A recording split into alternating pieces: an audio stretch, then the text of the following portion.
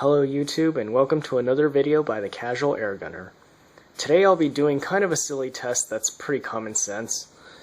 These are Gamo's PBA Armor Piercing pellets, as they call them. They're pretty expensive compared to regular pellets, so I kind of want to see if they'll live up to their name and pierce armor.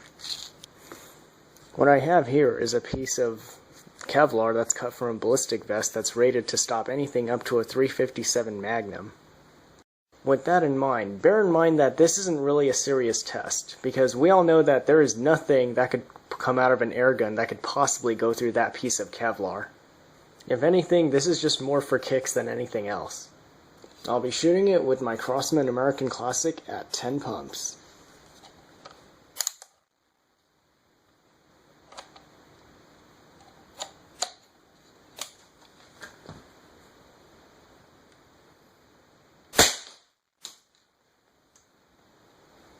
So as you can see, the Kevlar stopped it real good. There's like a divot right here, but there's no penetration on the other side. But if you look at the wood board right about over here, you'll see a dent where there wasn't before. So it actually punched that Kevlar pretty hard.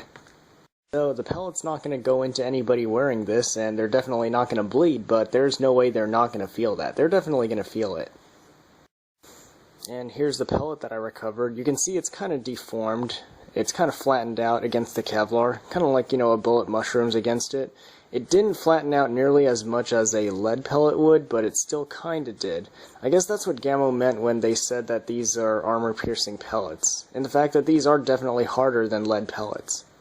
Well, body armor stops pistol rounds, so it's not really any surprise there that it stopped it. But let's see how it does against something a little bit more powerful. Let's say, how about a rifle? Let's see how the body armor does against that. I'm actually kind of curious to see how much bigger of a crater it'll make. See? New pellet. Let's try it.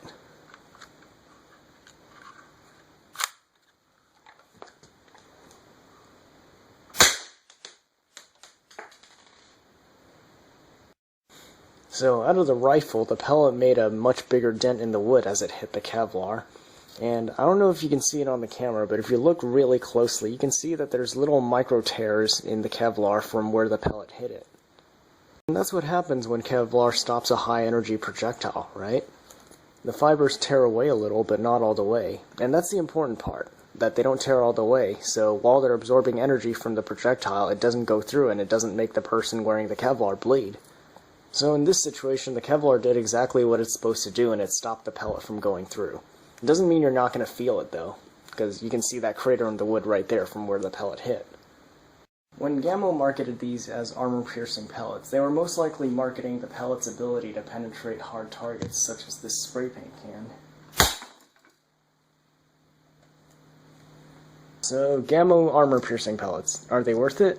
Well, they won't go through body armor, but they definitely are fun to shoot. Really, with these, there's two main things that you're paying for, really. One, you're paying for the fact that it's lead-free. Yes, this is made of an alloy that doesn't contain any lead, so non-leaded pellets will generally be more expensive than ones that are made out of lead, so, no surprise there. And two, like with a lot of other Gamo products, you're paying a lot for the gimmick. I mean, there's other pellets out there that perform really similarly to this one, but don't command that high price tag. So, for example, the H&N Barracuda Green performs pretty much the same, if not even a little bit better, and it costs about half of what the Gamo PBA armor pellets cost. But this video was meant to be an experimental video, not a review, so I'll probably do a review on these later, but not in this video. Anyway, this is the Casual Airgunner. Thanks for watching. Comment and subscribe if you like my videos. There's plenty more to come.